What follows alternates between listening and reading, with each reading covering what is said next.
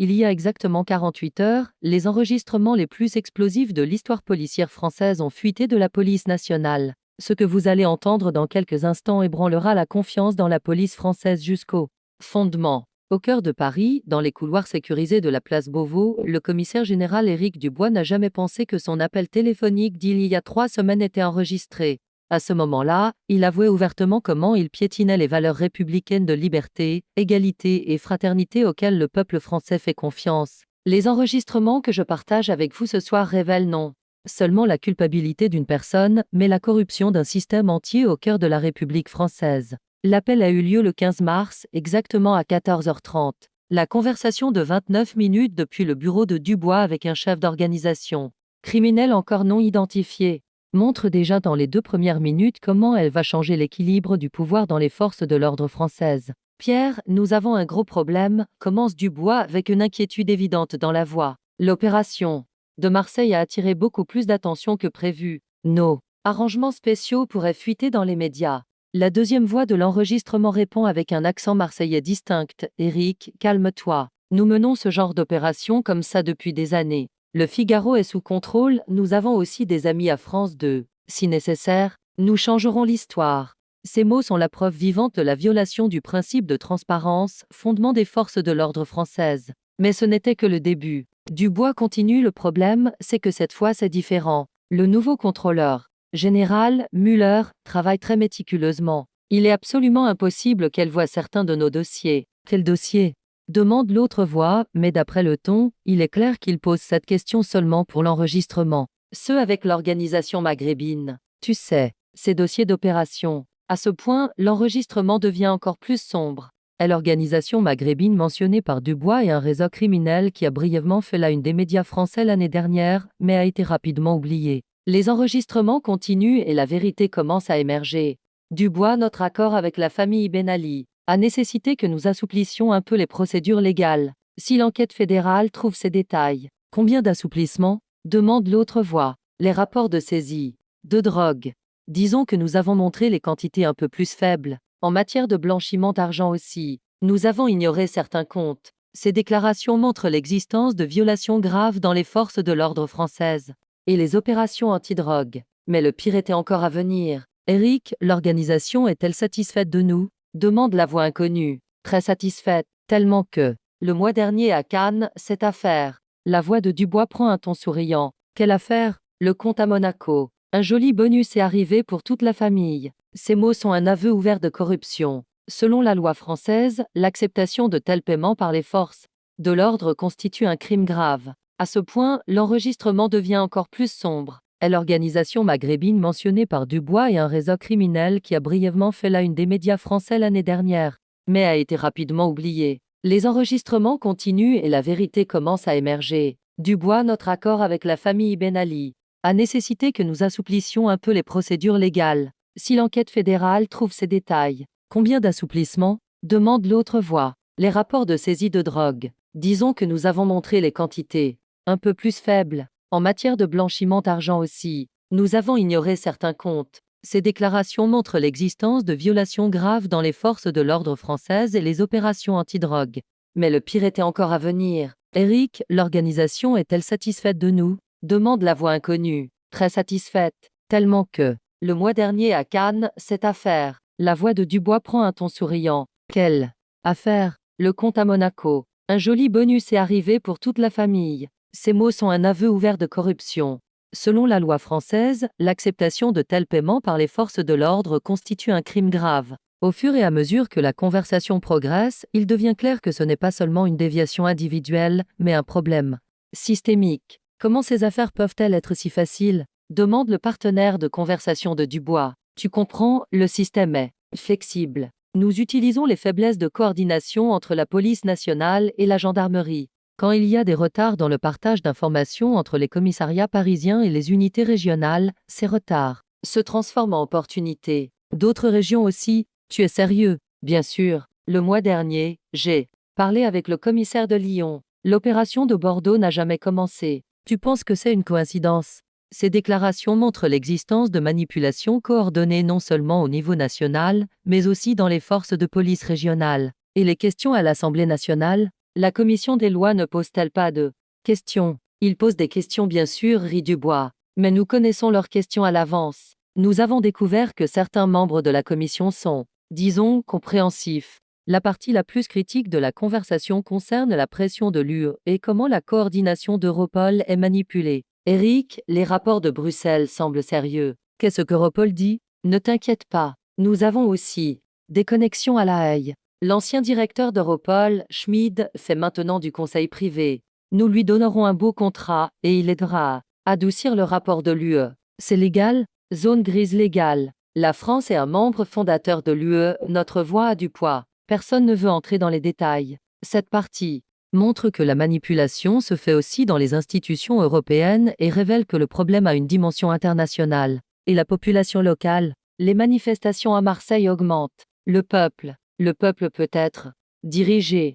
Si nous diffusons les bons messages sur les réseaux sociaux, créons une histoire d'opération contre l'extrême droite, l'attention se dispersera. Nous avons de l'expérience dans ce domaine. La partie peut-être la plus frappante des enregistrements réside dans les détails sur comment l'argent change de main. Eric, y aura-t-il des problèmes comptables? Non. L'argent vient de différents canaux. Sociétés de conseil, investissements immobiliers, même les fonds d'éducation de nos enfants reçoivent des transferts. Tout est dispersé. Quel pays? La Suisse bien sûr, mais maintenant ça attire trop l'attention. Malte, Luxembourg, même à Dubé nous avons des comptes. Nous utilisons aussi la crypto maintenant. Ces détails montrent à quel point la corruption est organisée de manière sophistiquée.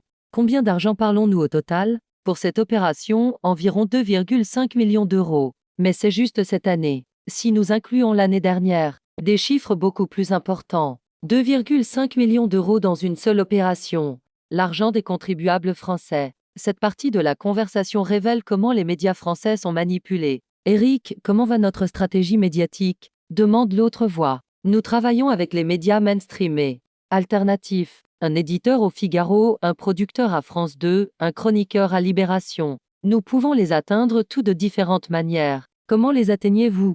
Certains avec des informations exclusives, d'autres avec des opportunités d'emploi futures. Le Figaro est particulièrement facile, il cherche déjà du sensationnel. Si tu donnes la bonne histoire au bon moment, tu peux faire oublier les nouvelles critiques. Ces déclarations soulèvent de sérieuses questions sur l'indépendance des médias français. France 24 et TV5.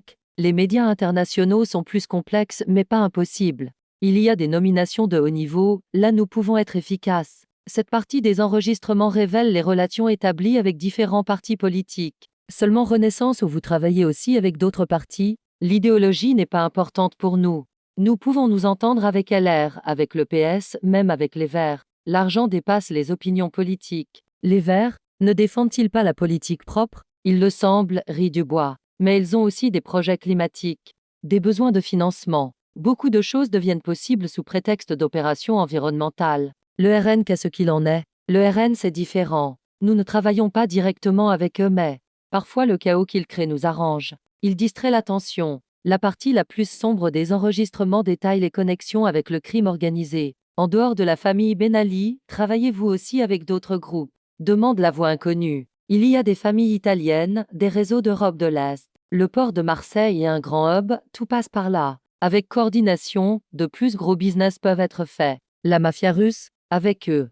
Il faut être plus prudent. Mais il y a des connexions à Paris. Ils travaillent de manière très organisée, surtout en matière de blanchiment d'argent. Cette partie montre que le problème ne se limite pas à l'organisation maghrébine, mais qu'il existe un réseau international. Une des parties les plus surprenantes des enregistrements concerne les relations avec les services de renseignement français.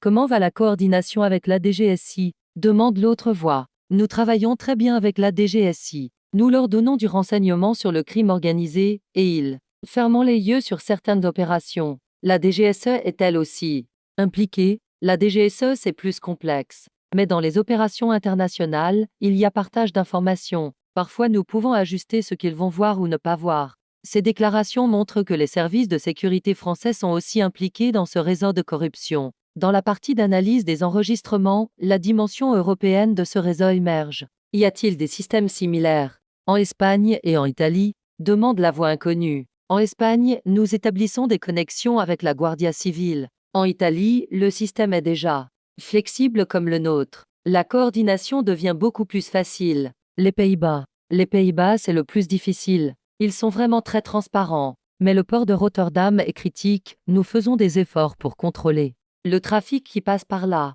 Cette partie montre que le problème ne se limite pas à la France, mais qu'il existe un réseau à travers l'Europe. La partie moderne de la conversation se concentre sur le suivi numérique et les opérations cyber. Comment va la surveillance numérique? Demande l'autre voix. En France, la protection des données est très stricte, mais il y a des exceptions. Beaucoup de choses peuvent être faites sous prétexte de crimes organisés. Notre partage de données avec la NSA continue aussi. Telegram, WhatsApp. Sur ce sujet, nous travaillons avec la DGSE. Il y a de bons développements concernant le cassage de l'encryption. Nous pouvons suivre les communications des personnes ciblées. Ces déclarations montrent l'existence de violations aussi concernant les droits numériques et la vie privée. L'analyse temporelle des enregistrements fait référence à la situation spéciale pendant COVID. Comment avez-vous travaillé pendant la pandémie? COVID était une opportunité pour nous. En utilisant les pouvoirs d'état d'urgence, nous avons obtenu plus de flexibilité. Pendant que les gens étaient occupés par les préoccupations sanitaires, nos opérations ont attiré moins d'attention. Les contrôles frontaliers, quand les frontières étaient fermées, nos connexions sont restées ouvertes. Même certains transferts sont devenus plus faciles. Le système de courrier diplomatique a été très utile. La dernière partie des enregistrements se concentre sur les plans futurs. Ce système est-il durable? Bien sûr, à chaque période électorale, de nouveaux noms arrivent, mais le système reste le même. Nous formons les nouveaux arrivants, nous les intégrons aussi dans le système.